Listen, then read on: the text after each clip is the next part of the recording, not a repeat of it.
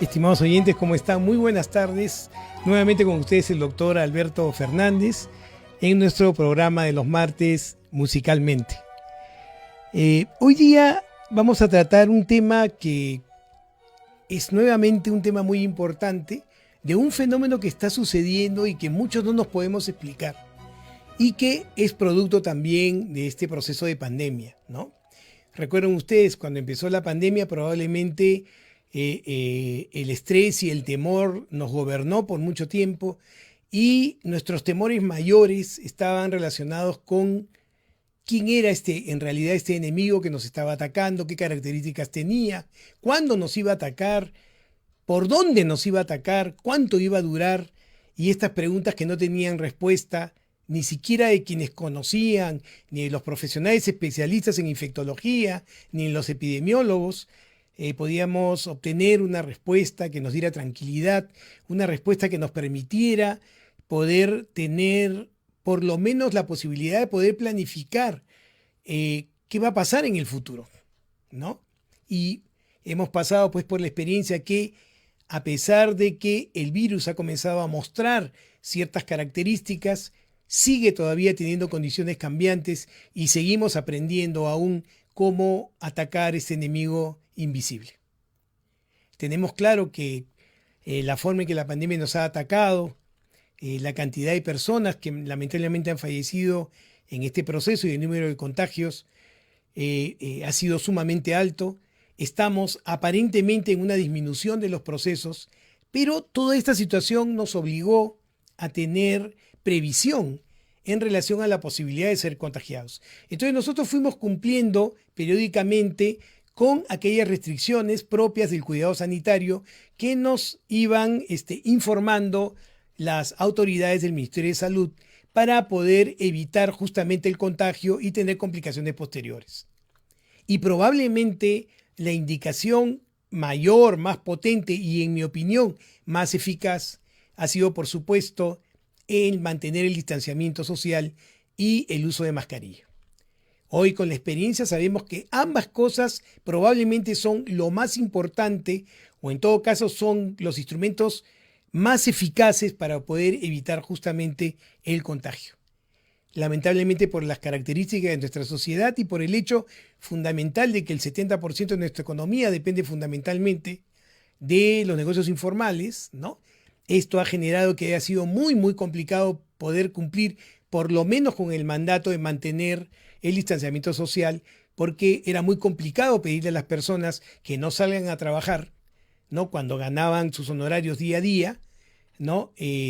Para cuidarse del virus. Entonces, esto generó una problemática que de alguna u otra forma perjudicó justamente a quienes necesitaban más su trabajo, necesitaban más una posibilidad económica. Pero el virus nos ha permitido saber también de que cuando hay este tipo de pandemias, se expresa a través del sufrimiento y del temor lo mejor del ser humano. Yo quiero apostar a esto, a lo mejor del ser humano, ¿no? Y en este sentido hemos visto pues muchas expresiones de solidaridad, de empatía de parte de nosotros los peruanos para ayudar a los demás, y esto ha contribuido a conocernos mejor, ¿no? A saber que en realidad estamos unidos en las desgracias y nosotros podemos salir adelante. Pero continuando con el tema justamente de aquellas cosas que teníamos que hacer para evitar el contagio, lo más importante y lo más saltante fue el quedarse en casa, el distanciamiento social. Y entonces esto generó que estemos en la casa. Esto trajo cosas, creo yo, positivas porque nos unió más con la familia, pudimos entender mejor a nuestros padres, a nuestra pareja, a nuestros hijos, permitió establecer dinámicas diferentes donde la colaboración, la comprensión, la capacidad de escuchar al otro, nos permitió justamente el poder convivir en espacios estrechos, pequeños, como lo puede constituir el propio hogar. Y entonces como el ser humano en realidad es un animal de costumbres y que usa como mecanismo de defensa ante situaciones en las cuales se tiene que enclaustrar, usa como mecanismo de defensa las rutinas, nosotros rápidamente comenzamos a implementar rutinas dentro del hogar para poder soportar el aislamiento y este encierro que era producto de evitar los contagios. Y entonces estamos en una rutina y nos comenzamos a acostumbrar a esas rutinas. Y muchas personas, que es lo que pasa usualmente, adoptaron dichas rutinas. Y entonces nuevamente entramos a una situación más tranquila en la cual estábamos dentro de la casa, cuidados contra la amenaza externa que estaba fuera de la casa y con procedimientos que nos daban tranquilidad, teniendo cerca a nosotros a nuestros seres queridos y evitando pues justamente las salidas para no entrar en contagio. Pero vean ustedes lo que pasa ahora, ¿no? Hoy la posibilidad de contagio ha disminuido, la potencia de carga viral también ha disminuido y hoy mucha gente ya tiene la necesidad, por supuesto, de salir a trabajar. Muchas empresas ya están necesitando que sus trabajadores regresen a sus puestos y, por supuesto, ya los niños tienen la necesidad de salir, de estar afuera, ¿no? Los pacientes de tercera edad y nosotros mismos, adultos, también. Pero entonces ahora hay una paradoja. Ahora tenemos miedo a salir de la casa. Ahora tenemos miedo a salir a la calle. Tenemos un temor que es desproporcionado para poder salir, a pesar de que los marcadores de peligro han disminuido.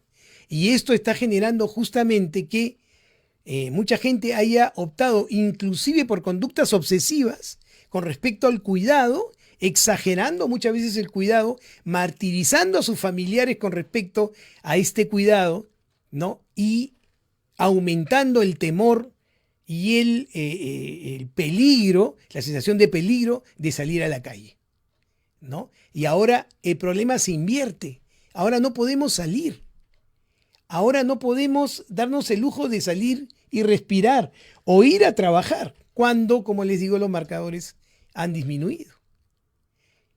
Esa es la razón por la cual este proceso va a ser tratado el día de hoy. Vamos a hablar del famoso síndrome de la cabaña, que es en realidad el miedo a salir de la casa. Hoy vamos a hablar de este síndrome y les voy a comentar de cómo es la forma más saludable para enfrentar este proceso.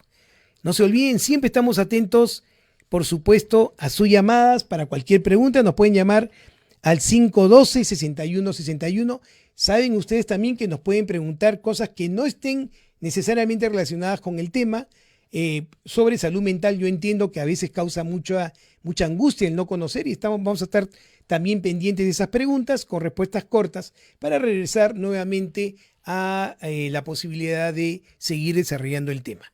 Ya saben, pueden entonces llamarnos al 512-6161 o al Facebook, por supuesto, de Filarmonía, que vamos a estar atentos a sus preguntas. Entonces, ¿qué cosa en realidad constituye este proceso conocido como síndrome de la cabaña o miedo de salir a la calle? El síndrome de la cabaña es un estado que se presenta cuando nos vemos forzados a vivir dentro de espacios estrechos, monótonos y de confinamiento. Entonces, cualquiera sea la razón o el peligro fuera, nos vemos forzados a entrar a un lugar que es estrecho, que es pequeño, ¿no es cierto?, que es monótono y que nos habla claramente de un confinamiento. Entonces, este síndrome se caracteriza por la presencia de un temor extremo de volver a salir. Y esto se experimenta cada vez que intentamos salir de este lugar porque lo que está afuera resulta únicamente poder de alguna forma adaptarnos, ¿no es cierto? Entonces comprenderán ustedes que el síndrome de la cabaña o el miedo a salir de la casa no es nuevo. Comprenderán ustedes que cada vez que el ser humano se ha enfrentado a situaciones de guerra, a desastres naturales, a pandemias como esta, que lo ha obligado a estar en confinamiento por tiempos prolongados, después ha tenido grandes dificultades para salir de este confinamiento y volverse a adaptar a estar fuera de este lugar, a vencer el miedo de estar fuera de este lugar. De hecho, el nombre síndrome de la cabaña o la expresión síndrome de la cabaña se origina por el fenómeno que sucedió cuando los primeros colonos llegaron a América del Norte, ¿no es cierto?, sin conocer el clima, y llegaron a zonas donde el invierno se prolongaba 4 o 5 meses y tenían que esconderse en sus cabañas precarias para poder protegerse del frío. Y una vez que entraba la primavera o el verano, les era muy difícil salir de la casa porque tenían mucho temor de que pudieran de alguna forma ponerse en riesgo o perder la vida. De ahí sale justamente el nombre síndrome de la cabaña, que en buen romance, como les decía, es miedo a salir del lugar donde nos hemos sentido por mucho tiempo protegidos. Entonces la pregunta es, ¿el temor de salir de la casa, conocido como síndrome de la cabaña, en realidad es una enfermedad? No lo es. No es una enfermedad. Pero sí es una situación de estrés persistente.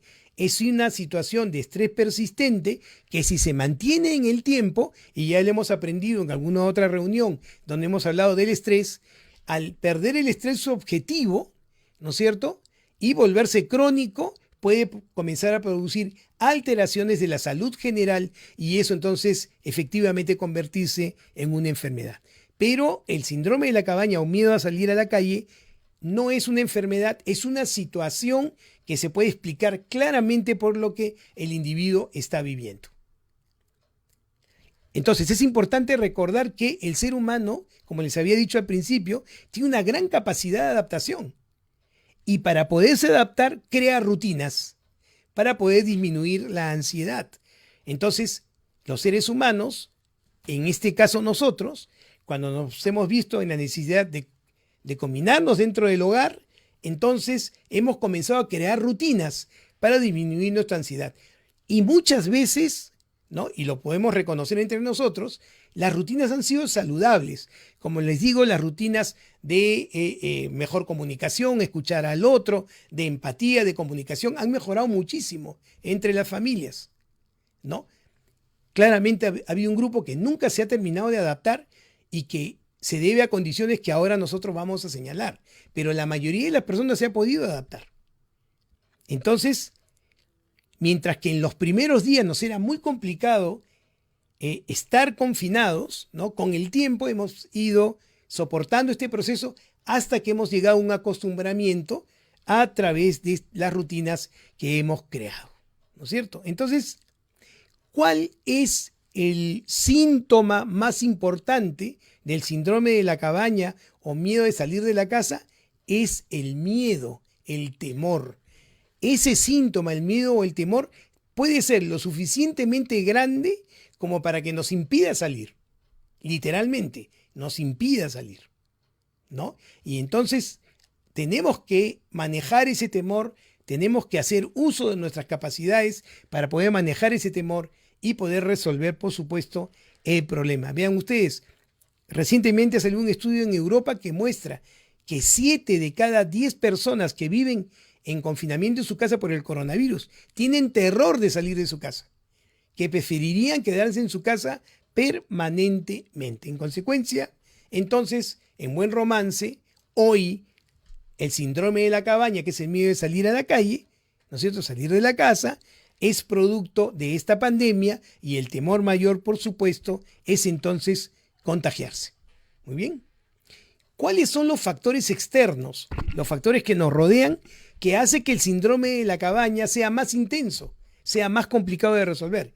Primero, la constante información que estamos recibiendo sobre los procesos del coronavirus, que usualmente van a tener una mayor precisión y una mayor incidencia justamente sobre los procesos negativos. Se nos informa fundamentalmente lo malo, lo desastroso, no los avances, sino al contrario, todo lo que justamente puede acrecentar nuestro temor. En segundo lugar, y hoy sí es un factor importante, la muerte de los familiares que uno ha tenido, de los familiares que uno tiene o tenía y de amigos cercanos, porque esta situación lógicamente me va a poner en la posibilidad de que yo también podría morir, porque estoy viendo la muerte cerca.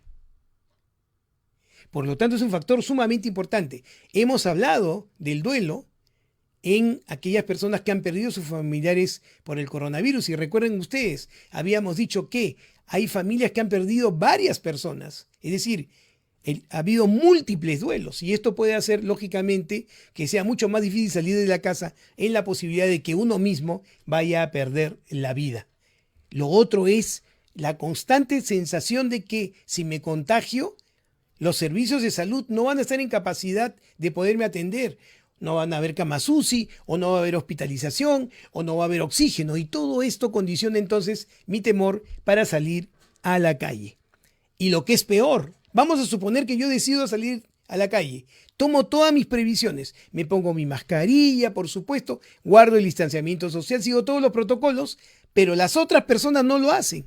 Entonces yo camino por la calle y veo gente sin mascarilla, me entero de las fiestas COVID, ¿no? Y entonces tengo temor de que, a pesar de que yo cumpla con los mandatos y las restricciones, ¿no es cierto?, no voy a poder resolver el problema porque hay gente que no va a obedecer los procesos mínimos o los cuidados mínimos contra el coronavirus. Tenemos una primera llamada. Aló, buenas tardes. Alberto, buenas tardes. Ricardo te saluda. ¿Qué tal, Ricardo? Cuéntame. Bien, estaba escuchando tu programa. Tengo otra apreciación referente a si el virus ya calmó y esa cosa. A mí me parece que lo que sucede ahora en la baja de muertos se debe a que ya se sabe cómo prevenir, no prevenir, sino tratar cuando uno empieza con los síntomas. ¿Ya? Entonces ya ahora se le aplica el paracetamol, tus tantos días de descanso, hidratación y tanta cosa. Entonces ya no hay tantas emergencias, porque al comienzo pues esto era una locura. Así es, al comienzo te daban cualquier cosa, hasta lejía te daban porque decían que te iba a curar. Así es, Ricardo. Tanta cosa, tontería y media, ¿no? Totalmente. Entonces, de acuerdo. Ya, esa es una cosa. Ahora, en cuanto al síndrome de la cabaña, por ejemplo, yo vivo solo. Soy una persona de 82 años, vivo solo, ¿no? Tengo mis hijos, bueno, cada uno en su casa, en su hogar. Pero yo no tengo miedo a salir, ¿no? Pero lo que sí tengo es mucha precaución, ¿no? Ya. Y se la transmito a mis hijos. Le digo, hijos, no bajemos la guardia, como todo el mundo lo dice. Correcto. ¿No? Entonces, digo, el síndrome para mí sí es tan activo como al comienzo. La diferencia es que ahora ya hay camas, uno tiene más tranquilidad, sabiendo que si se enferma no se va a morir en la puerta del hospital ni en la vereda, ¿no? Por lo menos en tratamiento, pero digo, ¿qué necesidad hay de bajar la guardia para de repente infectarnos, estar 2 meses en el hospital ahí, y de repente que nos entreguen, nos devuelvan en una cajita, en un tupper, ¿no? Excelente. Polvo, ¿no? Ricardito, ¿no? Escúchame, pero en todo caso tu oración inicial no es correspondiente a lo que estás diciendo en relación a lo siguiente. Estamos absolutamente de acuerdo. Eso es justamente lo que estoy diciendo. Lo que estoy dando son aquellos factores que hacen que la gente tenga más temor. Pero es exactamente como tú dices. Justamente lo que tú dices es lo que hay que observar para no pasar por el síndrome de la cabaña. Estamos totalmente de acuerdo. ¿Ya? Sí, como te digo, yo tengo precaución. Claro, eso es lo que hay que tener. Cuidado y precaución. Hago mis compras, hago todo, perfecto. Distanciamiento, bien protegido. Cuando llego acá y hago todo lo que me indicaron de un comienzo, que me acostumbré, aunque dicen, ya no es necesario limpiar los zapatos. Igualito lo limpio con lejía los zapatos por si acaso, digo yo. No muy bien. Ya me acostumbré. Excelente, ¿no? Ricardo. Otra cosa, Alberto. La vez pasada te llamé justo por el tratamiento que tuvo mi esposa, que le daban medicamentos cada 3 días, 3 cada 4 días, no sé si lo recordarás. Pero luego te escuché que decías que cuando se le da a un paciente con estos síntomas de bipolaridad, ¿no? Hay que esperar el resultado después del primer tratamiento, con los primeros medicamentos hay que esperar un resultado de 45 a 60 días. ¿Es así? ¿Estoy bien? Sí. ¿Algo así? Sí. Sí, más o menos 8 semanas, sí. Ya, entonces, ¿qué pasa cuando una persona la bombardea, discúlpame la expresión, con medicamentos cada 3 días? Se le dan 4 o 5 medicamentos, ¿cómo está igual, doctor? Le cambiamos medicamentos. Ya, Ricardo. Tienen esos perdón, discúlpame, termina la pregunta. ¿Qué efectos tienen esta cantidad de medicamentos en el organismo de la persona? Perfecto. Ya, Ricardo, muchas gracias. A ver, yo creo que es importante, lo que dice Ricardo es totalmente cierto, es exactamente lo que yo les quería decir. Por eso les estaba dando un listado de las razones por las cuales la gente tiende a asustarse, ¿no? Les decía, ¿por qué a mí me da temor salir? Porque sigo escuchando noticias de que la gente se está muriendo. ¿Por qué me da temor salir? justamente porque veo que la gente no obedece las restricciones. Por eso me da temor. ¿Estamos de acuerdo? Esas noticias reverberantes son las que hacen que yo tenga más temor de salir de la casa. Vamos a ver después, terminando el programa, de que si uno le da a cada cosa el tamaño correcto, ¿no es cierto?, a cada peligro el tamaño correcto, probablemente puedan salir sin dificultades, hacer sus actividades y cuidarse y no tener mayor problema. En eso estamos totalmente de acuerdo con Ricardo. Ahora, la pregunta de Ricardo, yo me imagino, bueno, de hecho por cuestión de tiempo, es una pregunta a la que le falta muchísimos datos para poder dar opinión, ¿ya? Pero solamente quiero recordarles lo siguiente, ¿ya? Todas las enfermedades, todas tienen dos procesos, ¿ya? Síntomas de estado y síntomas de rasgo. ¿Qué son síntomas de estado en una enfermedad psiquiátrica? Por ejemplo, es cuando el paciente está en crisis. Vamos a suponer que es un paciente esquizofrénico, ¿ya?, que ha entrado en una crisis psicótica y entonces cree que lo van a matar. Y entonces él se defiende con un arma. ¿Estamos de acuerdo? Esos síntomas se llaman de estado. Está en un estado psicótico. Y están los síntomas de rasgo, donde el paciente esquizofrénico tratado correctamente no tiene ninguna dificultad. Está tranquilo en la casa, inclusive puede trabajar y todo, pero tiene como síntoma de rasgo que le gusta más estar solo, de repente no le gusta tanto conversar, de repente no le gusta mucho salir a la calle. Esos son síntomas de rasgo. ¿Estamos de acuerdo? Comprenderán ustedes que cuando uno tiene una enfermedad y está en un estado de crisis, el tratamiento es totalmente diferente a cuando está ya fuera de la crisis y hay que mantenerlo bien. Eso es lo primero que tienes que entender, Ricardito. ¿Ya? Eso es lo primero que tienes que entender. Una cosa es estar en crisis y otra cosa es mantener el proceso. Entonces, cuando el paciente está en crisis, vamos a suponer que el paciente tiene un trastorno bipolar y está en fase de manía. Lo que yo le tengo que dar al paciente es medicación que lo saque del cuadro de la manía. Y esa medicación no es necesariamente la misma medicación que va a tomar después que se recupere. No es la misma. Y muchas veces la manía puede ser tan intensa que el paciente tenga que ser tratado con medicación parenteral, es decir, medicación que se coloca intramuscularmente o endovenosamente. Debe hacerse eso porque el paciente en manía máxima o en depresión muy profunda, tiene que salir rápidamente del cuadro. Ahí no podemos esperar darle la medicación y esperar 8 semanas a que le haga efecto, Ricardito. Entonces, ¿cuándo se recomienda esperar 8 semanas? Cuando el paciente llega, no está en estado de manía ni de depresión.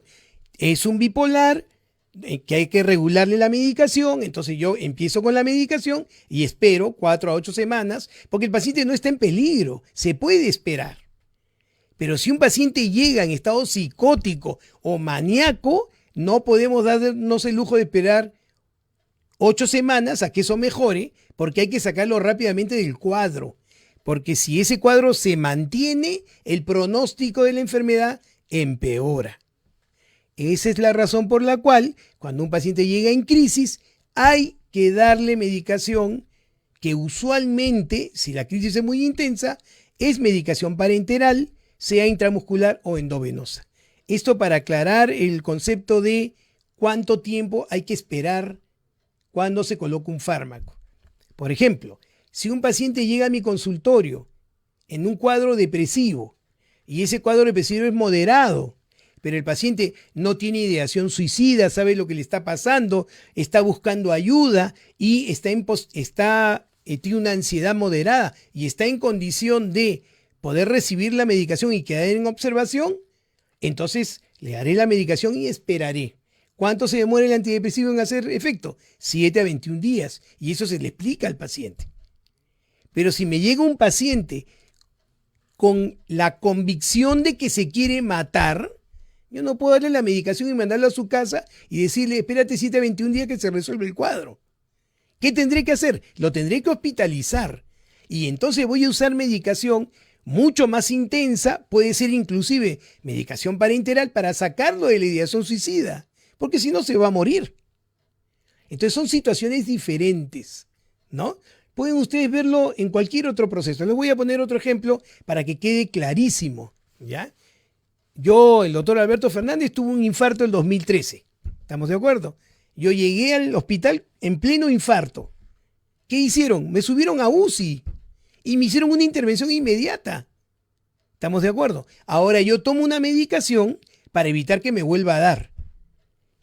Se han demorado en encontrar la mejor medicación para mí, pero como ya no tenía problemas de obstrucción de la coronaria, hemos podido esperar e ir buscando el fármaco correcto. Pero eso no lo podíamos haber hecho en pleno infarto, pues. Entonces son situaciones diferentes. El infarto es un síntoma de estado. La arritmia que me puede darse en diferentes días es un síntoma de rasgo. Entonces son estados diferentes. Por favor, tómenlo en cuenta, ¿ya? Una cosa es la gravedad del estado y otra cosa es la enfermedad que está controlada, pero todavía hay síntomas que debemos tratar. Yo creo que es muy importante hacer esta aclaración para no crear confusión, ¿ya? Muy bien, entonces seguíamos con el síndrome de la cabaña, ¿no? Entonces efectivamente hay situaciones que nos van a generar mucho temor de salir y ese es, como les digo, es el factor más importante que hace que yo tenga temor de salir. Muy bien. Entonces, ¿qué sucede? Que mi casa termina siendo un castillo bien amurallado, ¿no es cierto?, que me protege contra cualquier amenaza externa. Perfecto. Entonces me quedo ahí, pues, ¿para qué? ¿Para qué voy a nuevamente exponerme a salir si vamos a tener esta dificultad? A ver. Sí. A ver. Tenemos otra llamada, perdónenme la interrupción. Aló. Aló, buenas tardes. Doctor Alberto Fernández. Sí, claro. Buenas tardes.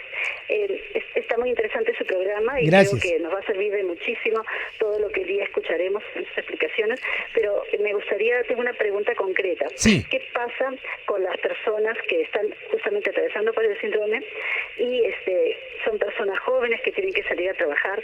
Como usted dice, si ya se van a ver obligados a salir a trabajar. Correcto. Por otra parte, esa es la primera pregunta. La segunda, ¿qué pasa con las personas que ya somos mayores y aunque no tengamos la obligación tal vez de salir a trabajar, igual tenemos un temor que ya nos damos cuenta que no es el normal, ¿no? Perfecto. Muchísimas gracias por tu pregunta.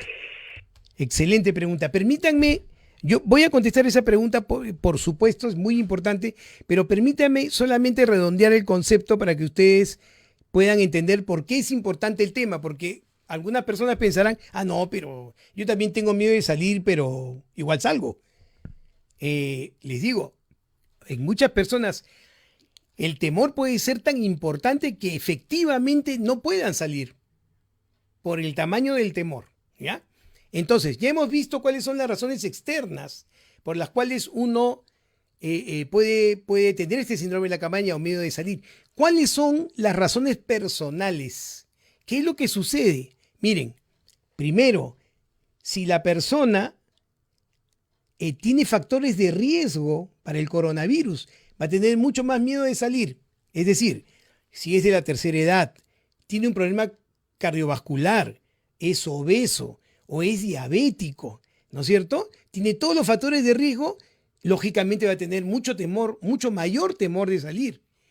Si la persona antes inclusive de la pandemia ya era aprensiva, estas personas que son muy preocupadas, que están atentas a todos los peligros, sin necesidad de que sea un trastorno. Simplemente siempre fueron muy preocupadas.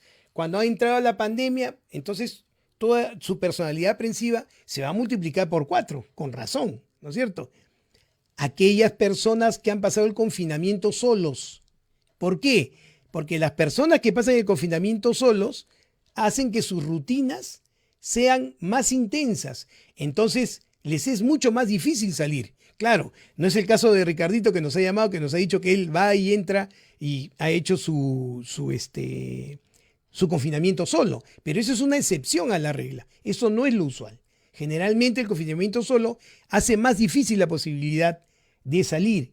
Aquellos que no tuvieron necesidad laboral de salir, ¿se dan cuenta? Aquellos que su empresa le dijo, mira, quédate en la casa, vamos a hacer teletrabajo, se acabó. Entonces uno se acostumbró a levantarse en la mañana con el saco puesto, pero en calzoncillos, ¿no? Sentado en la mesa para que no lo vean y ahí trabajando sin ningún problema, ¿no? Qué rico, bacán. Se acostumbra uno a eso, está en la casa, está con la familia y entonces es más difícil que salga, ¿no? Cuando, como les digo, este temor está presente. También es más difícil para la población de los extremos de la vida, niños y ancianos. Y es más difícil aún para las personas que entraron a la pandemia con trastornos como depresión, ansiedad, trastorno de ansiedad generalizada, fobia social o hipocondría. Esta sensación de que nos podemos enfermar de cualquier cosa. Para ellos va a ser mucho, mucho más difícil. Tenemos otra llamada. Aló, buenas tardes. ¿Con quién tengo el gusto? Con Rosario, doctor. ¿Cómo está? Buenas tardes. Cuéntame, Rosario. Doctor, yo estaba llamando porque yo soy una persona que siempre está muy activa y antes salía todo el día. Más bien regresaba poco tiempo, estaba en mi casa. Claro. Y ahora se me hace complicado, me falta ¿no? tiempo para hacer las cosas. Sí. Y estoy todo el día en la casa, más bien. Claro. Entonces, pero estoy pensando que debo salir. Estoy dándole vueltas a que tengo que salir, a que ya voy a salir, y a la hora llega la hora más o menos la tarde, y digo, no, ya es esta hora, ¿para qué voy a salir? Ya salgo mañana. Y salgo mañana y la paso así, entonces, y eso no me crea una sensación de que no estoy haciendo cosas. Correcto. Sí, me hace sentir una permanente situación de que algo me falta hacer. Y dime una cosa, Rosario, cuando tú dices, a ver, te levantas en la mañana y dices, no, ahora sí voy a salir a la calle. ¿Qué es lo que evita que salgas? Me siento a haces mirar otras cosas. la computadora y Ya, digo, ya. Voy a ver el noticiero. Ya. Pero hoy día no voy a ver, digo, no debo ver ya más, pero no, me siento a ver el noticiero otra vez. Claro. Y después veo otro programa y ya me enganché con eso y después digo, Muy voy bien. a hacer la lista de lo que voy a comprar. Y se pasó el día. Y no Y hay- ahí me pongo funciona, a cocinar. funciona Me tu pongo a hacer otra inconsciente, cosa. Rosario. ¿Ah? Sí. Ya, perfecto. Excelente, Rosario. Déjame desarrollar esa idea porque es buenísimo lo que nos has comentado el día de hoy. Gracias. Gracias, doctor. Hasta luego. Claro, miren ustedes, por si acaso los temores pueden ser evidentes para uno, ¿no? Pueden ser lo que los psicólogos llaman un temor consciente, pero también hay temores inconscientes, ¿no? A veces inconscientemente nos da vergüenza decir, oye, tengo miedo en realidad. Y entonces agarro el truco digo que voy a salir, eso me pone bien en la foto porque ya dije que voy a salir, entonces me lleno de actividades todo el día y no salgo. Y entonces, ¿por qué no salí? Porque estuve haciendo cosas. Y al día siguiente vuelvo a lo mismo, y vuelvo a lo mismo, y vuelvo a lo mismo, y vuelvo a lo mismo. ¿Qué cosa es eso en realidad? Es una estrategia. Es una estrategia que me tranquiliza porque en realidad tengo miedo de salir a la calle y contagiarme o que me pase algo. Entonces es más tranquilo y más reconfortante para mí decir, no salgo porque tengo que hacer, que en realidad decir, no salgo porque tengo temor. ¿Ya? Lógicamente, el que hace todos los días en la casa, por la voz de Rosario, puedo asumir que es una persona joven como yo. Tiene probablemente que hacer actividades fuera, pero no las está haciendo por este truco, entre comillas, que está utilizando para no afrontar ese temor, ¿no? ¿Por qué? Porque este síndrome casi inevitablemente me produce pensamientos catastróficos sobre el futuro. Me voy a enfermar y probablemente me vaya a morir. Y estos pensamientos se vuelven parásitos. Uno no los quiere pensar, pero igual los piensa. Y esto genera una ansiedad muy, muy intensa, que en algunas personas puede tener expresión corporal. Y no lo asocian con su temor. Por ejemplo, dolor de cabeza o una fatiga permanente, a pesar de que uno ni siquiera está haciendo ejercicio. O problemas para dormir. No solamente la posibilidad de quedarse dormido, sino que el sueño se comienza a interrumpir. Y algunas personas, más bien hay hipersomnia. Duermen todo el día. Se levantan, almuerzan, vuelven a dormir. Y entonces se levantan en la mañana, toman desayuno y vuelven a dormir. Y esa es una forma de huir de la realidad. ¿Cuál es la realidad? El temor de salir y entonces contagiarme. Puedo tener también dolores inespecíficos de los músculos, fundamentalmente los músculos antigravitatorios, cuello, espalda, inicio de las extremidades, abdomen, ¿no? Y estos dolores no tendrían aparentemente explicación, pero son consecuencia de este estrés persistente y este temor. Por supuesto que puedo también tener molestias gastrointestinales, sobre todo la famosa gastritis o en algunos el famosísimo colon irritable, ¿no es cierto? Periodos en que me estriño mucho y periodos en que más bien se me suelta el estómago. Muy bien. Y este síndrome de la cabaña no es siempre igual. Como bien decía Ricardo cuando nos llamó, al principio mucho temor, después no tanto. Efectivamente, el síndrome de la cabaña tiene 3 etapas. La primera etapa en la cual el confinamiento es la orden. Y entonces, ¿cuáles son los estresores en ese momento? Que no sé qué cosa va a pasar, no conozco al virus, no sé cuánto tiempo voy a estar en confinamiento, comienzo a tener dificultades económicas, no sé qué me va a pasar en el trabajo, si me van a sacar, no me van a sacar, cómo voy a mantener a mi familia. Todos estos temores iniciales son los que forman la primera etapa del síndrome de la cabaña. Pero después pasa lo que les acabo de decir. Voy entendiendo, voy aprendiendo, voy creando entonces rutinas y estas rutinas van a permitir que yo soporte este proceso. La mayoría de seres humanos se adaptan a esta situación. Entonces, ¿cuándo es la tercera etapa? Cuando tengo que salir. Y justamente cuando tengo que salir es que me muero de miedo para salir. Tengo terror de salir. Justamente porque, habiéndome acostumbrado a estar en mi casa, ¿no es cierto?, la posibilidad de contagio, todo lo que había evitado y lo que había hecho, todo el tiempo de confinamiento, ¿no es cierto?, puede fracasar al yo salir de la casa. Muy bien. Y entonces, esa es la tercera etapa sobre la que muchos de nosotros podríamos estar justamente afrontando. Entonces la pregunta es, ¿qué hacer? Lo que bien nos preguntaba Rosario. Ya, ¿y qué hacemos con esto? Miren ustedes. Lo primero que yo tengo que hacer es un afrontamiento emocional. ¿Qué significa esto? Lo primero que tengo que hacer es hacer un reconocimiento. Rosario de mi vida, no sigas haciendo lo que estás haciendo. Tienes que hacer un reconocimiento emocional.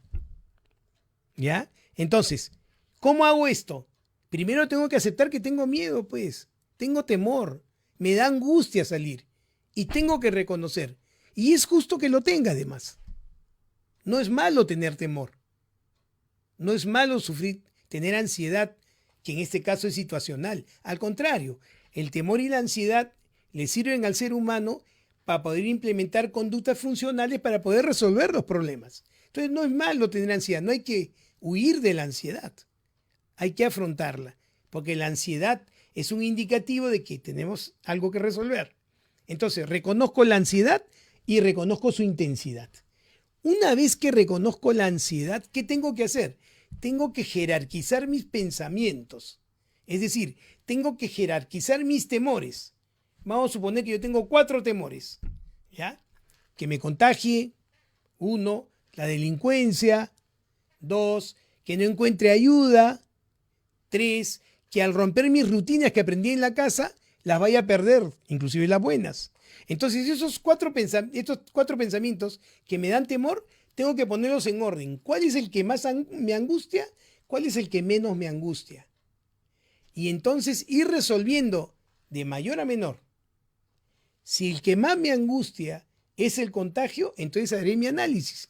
¿Cuál es la situación actual? ¿Dónde vivo yo? ¿Dónde no me debo exponer? ¿De qué forma me puedo cuidar? Y entonces, al hacer un análisis más bien cognitivo, al hacer un análisis consciente de la situación, me voy a dar cuenta que mi temor es exagerado. Que no es así, sino así el peligro. Y entonces, ¿qué voy a hacer? Voy a operativizar una solución. Me cuidaré, haré tal y cual cosa. Una vez que haya resuelto mi primer temor, iré hacia el segundo y así sucesivamente. Con eso yo voy a tener conciencia. 1, que tengo temor. 2, el tamaño de mi temor en cada uno de mis pensamientos. 3, la forma de resolver cada uno de esos temores. Y 4, poder implementar mi salida, si es mucho el temor, secuencialmente, poco a poco. La mejor fórmula de ir contra el síndrome de la cabaña es salir poco a poco. No se tiren, no se precipiten, porque el temor podría ser peor. ¿Estamos de acuerdo? ¿Y cuál sería el afrontamiento operativo? ¿Cuál sería? Tengo temor a contagiarme, entonces lo primero que tengo que hacer es cumplir y respetar aquellas estrategias que me han permitido no contagiarme justamente. Entonces tendré cuidado, saldré con mi mascarilla por supuesto, mantendré el distanciamiento social, recordaré que probablemente los niños en ese momento sean los que más carga viral tengan, entonces trataré de no exponer a mi familia de tercera edad, ¿no?, a la visita de sus nietos lo menos posible, con una distancia adecuada, ¿no es cierto? Y así sucesivamente. La idea sería entonces que yo, con el conocimiento y la experiencia que he adquirido en todo el tiempo de la pandemia, pueda sin temor salir teniendo los cuidados correspondientes para no contagiarme y poder ir implementando nuevos procesos hacia afuera. Eso es lo primero que tengo que hacer. Segundo, las salidas deben ser graduales, porque lógicamente el temor es coherente. Entonces la salida tiene que ser gradual, ¿no?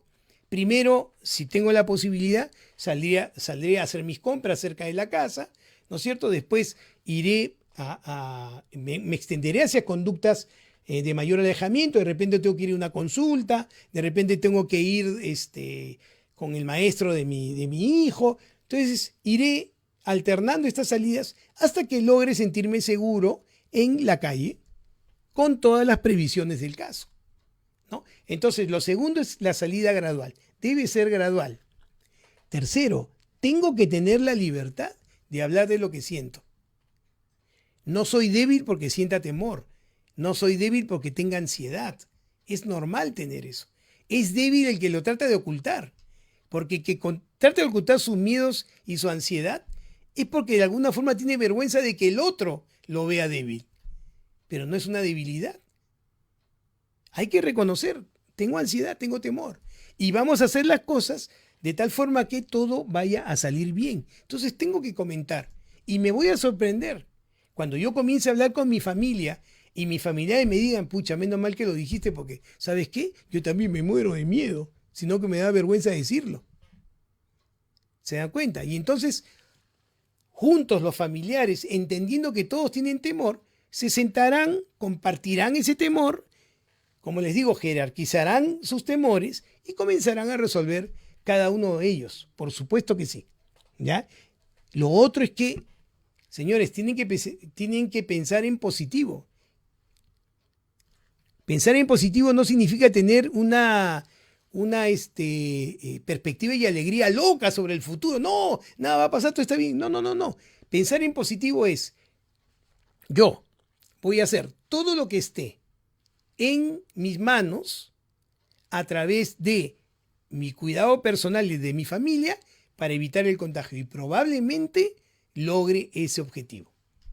Eso es ver las cosas de manera positiva, ¿no? No decir, a pesar de todo lo que voy a hacer, me voy a contagiar y me voy a morir. Eso es verlo de manera negativa, ¿ya? Entonces, esas son las formas de aproximación. Hay que verlo con un pensamiento positivo. Tenemos otra llamada. Aló, buenas tardes. ¿Con quién tengo el gusto? Buenas tardes. Hola, doctor. ¿Cómo está usted? Doctor, yo escucho todos sus programas. ¿Ya? Entonces, ahora que ya, como usted lo dice y lo estamos viendo, estamos un poquito más aliviaditos, tranquilizándonos, sí, porque ya está bajando un poco la contaminación. Entonces, yo desde hace muchos años, doctor, tengo 85 años actualmente, entonces yo tenía la rutina de irme por los sitios de mis recuerdos. Qué lindo. Mis buenos recuerdos, por supuesto. Irme por la Plaza San Martín, la Plaza de Armas, caminando, doctora, desde Paseo de la República. Irme a almorzar por algún sitio bonito, tomarme un pisco sour y llegar hasta el Mercado Central, porque yo estudié en el colegio, la Gran Unidad Escolar Mercedes Cabello de Carbonera. Entonces, eso lo hacía todos los fines de semana, los sábados o domingos.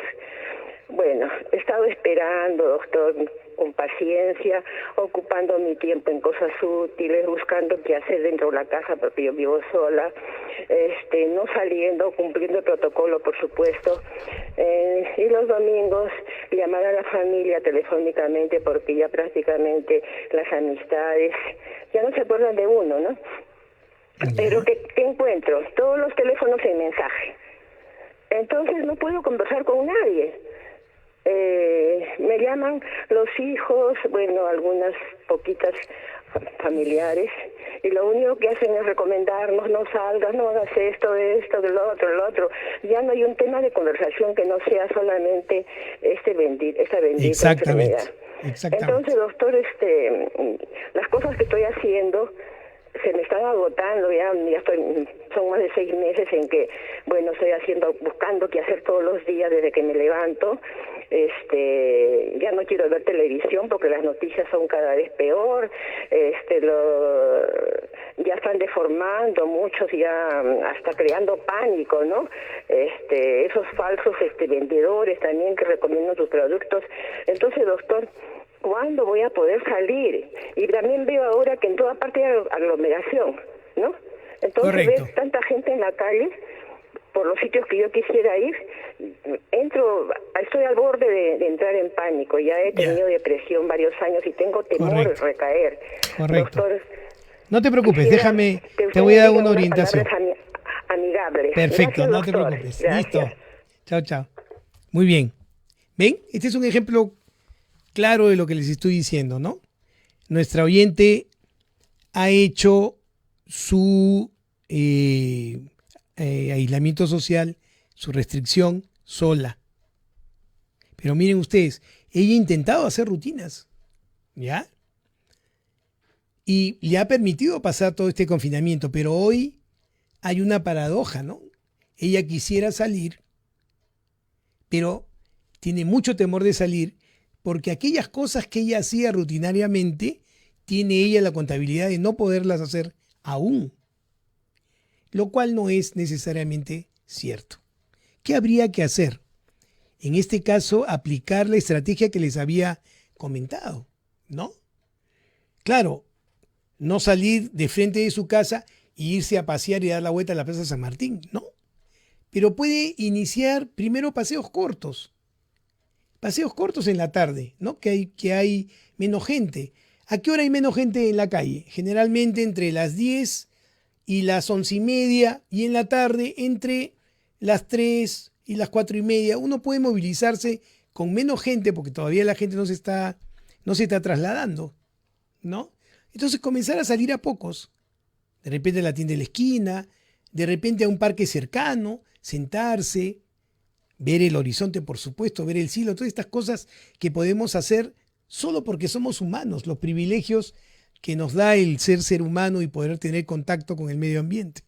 Poco a poco, hasta que ya pueda tomar sus actividades.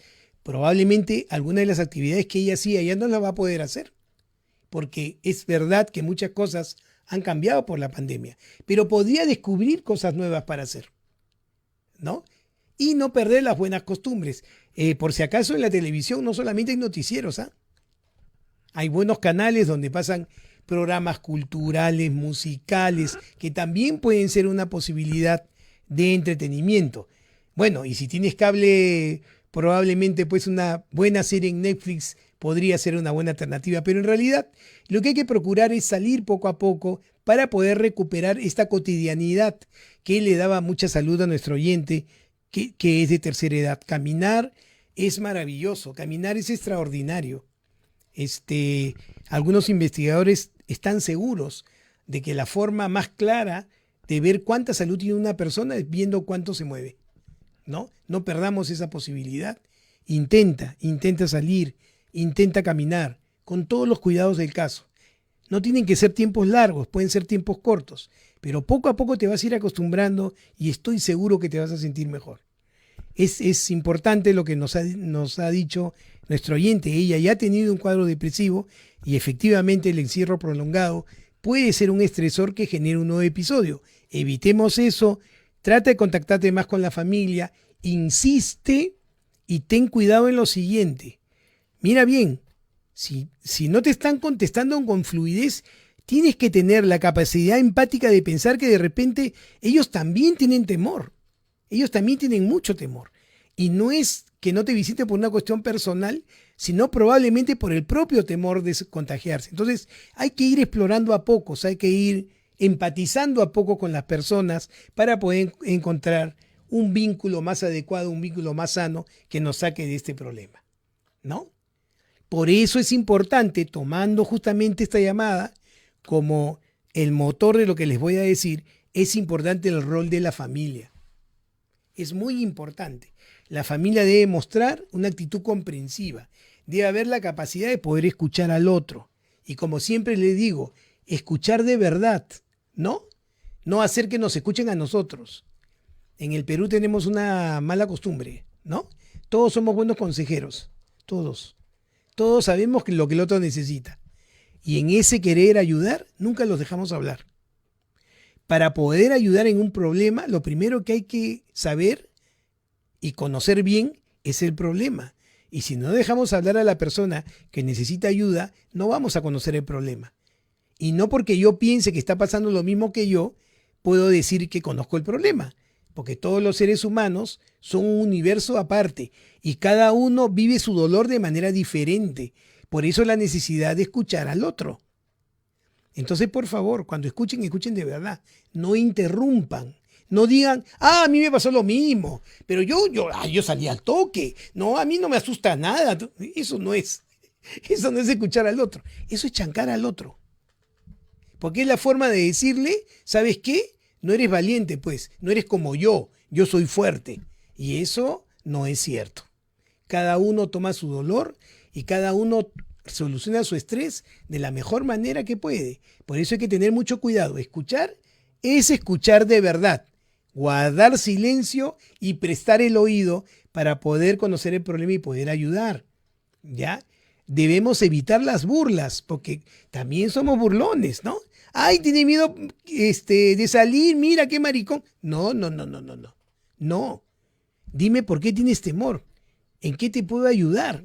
¿No? Vamos haciéndolo a pocos, no tengas vergüenza. Todos tenemos miedo. Así es como debemos abordar este tipo de manifestaciones. A ver, tenemos una última llamada.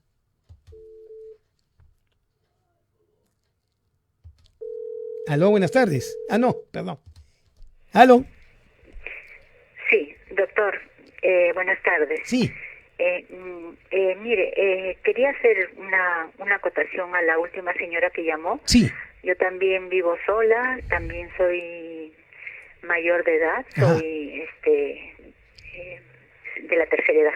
Uh-huh. Y entonces le digo que, bueno, una de las salidas que yo he encontrado es, por ejemplo, a través de Internet, que ya todas las personas mayores manejamos de algún modo, con ciertas dificultades, pero nos ayudan a salir un poco del confinamiento, nos ayudan a interactuar con otras personas. Correcto. Por ejemplo, una de ellas es Club de Lectura en la Biblioteca Nacional del Perú, que es gratis, y uno interactúa con otras personas, aprende, escuchando también programas como el suyo, ¿no? También es una forma de salir de nuestra soledad. Correcto. Y bueno, y creo que no sé, me hubiera gustado que la señora dejara su teléfono y yo comunicarme con ella y así formar un club de personas que podemos comunicarnos porque estamos en la misma situación, ¿no? Linda tu idea. Muchas gracias. Sí. No, muchas gracias a ti. Excelente. O sea, efectivamente. Desgraciadamente hay muchas personas de tercera edad que le tienen mucho temor a la tecnología, pero para eso están justamente los clubes, como tú bien señalas, ¿no? Hay clubes de la tercera edad, hay clubes de la tercera edad en cada distrito de Lima, eso me consta.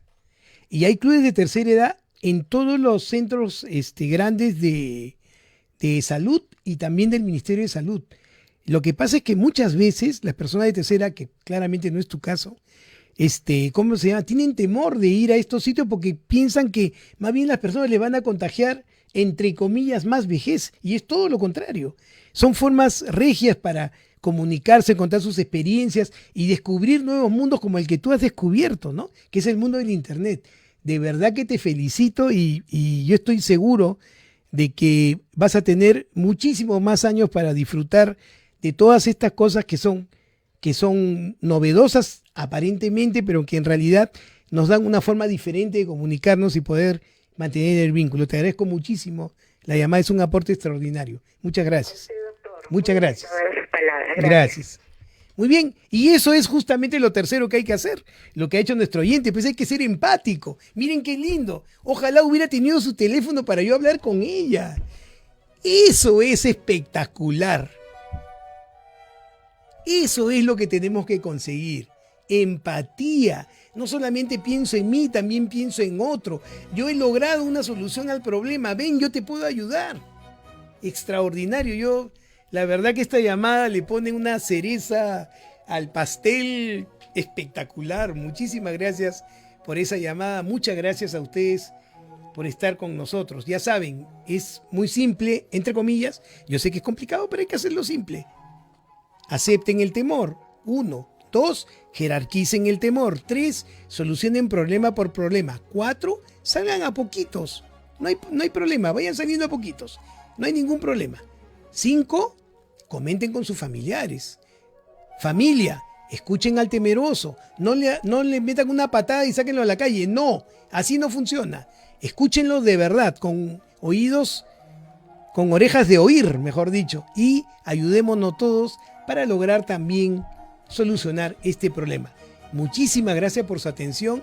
Muchísimas gracias por las llamadas que han estado, como siempre, sumamente interesantes, aportantes y valiosas. Y nos vamos a encontrar con ustedes, por supuesto, el próximo martes a las 2 de la tarde. Es el doctor Alberto Fernández que se despide de ustedes con mucho cariño y muy, muy contento por el programa de hoy y por la última llamada. Muchísimas gracias. Que tengan buenas tardes.